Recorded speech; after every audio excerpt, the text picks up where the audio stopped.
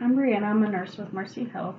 So I see that you moved from your home to Cincinnati about a year ago. So how's that transition been for you? It's been kind of difficult. The culture's a lot different. I feel like my family's culture is completely changing, and I don't want us to lose our core values of where we came from. Okay, and that's understandable, and I'm sure that's causing you some stress. And um, so I think something that could help kind of ease that stress and fear in you is to kind of understand that your family is going through a big transition right now, and that practicing new traditions and values doesn't mean that you forget the old ones or can't practice them together. Um, and that developing new traditions could be good for your family, and your granddaughter can pass those traditions on to her granddaughter and so forth.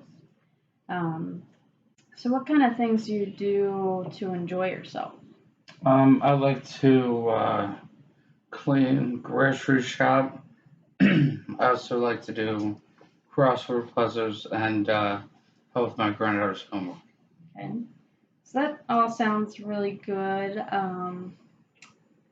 Kind of sounds a lot like work, except for the crossword puzzles. So, what kind of like hobbies do you do? I'm a big fan of gardening. I really enjoy it. I really enjoy helping my granddaughter with her homework, knowing that she's doing well, and it's something that we've had in our culture that is really important that everybody does well in the Okay. family. So you're pretty worried about, how everyone else in your family's doing and taking care of the household, which is understandable, but can create a lot of stress on you. So I think you need to kind of take more time for yourself to do those things that you enjoy doing. That's not necessarily work for you.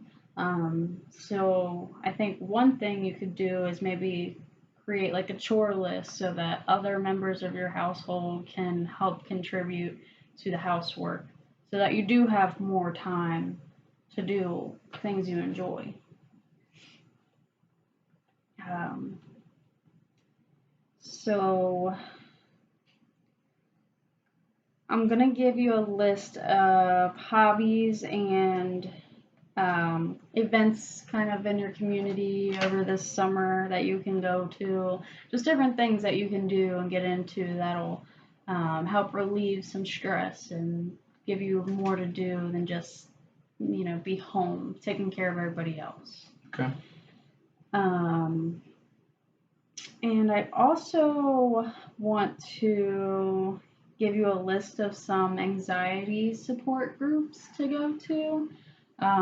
You can kind of just go and talk freely about any issues you're having mentally, emotionally. It's a good, open, accepting place to talk about your problems and talk about your stress. That's not something that we do in our culture. It's Like it's not a part of your it's not a part of our.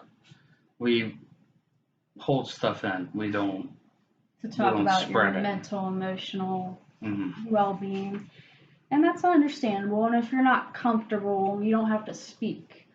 So you can even just go and listen to other people's stories and listen to the advice that they're being given and incorporate that into your own personal issues and adjust that to your personal situation. And then eventually you may feel comfortable talking.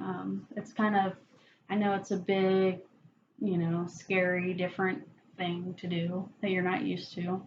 Um, but I think it'd be good for you to at least go and listen to other people.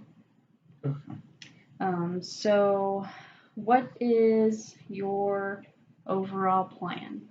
From everything we've talked about, what is your plan to help deal with some of that stress from the move and from your It's, family and everything. it's definitely to ask for help, to create a chore list, to take more work off me and put more work on the rest of the family. Okay. All right. And then think about going to some of those support groups that we talked about. Yeah. Okay. All right. Thank you. Thank you so much.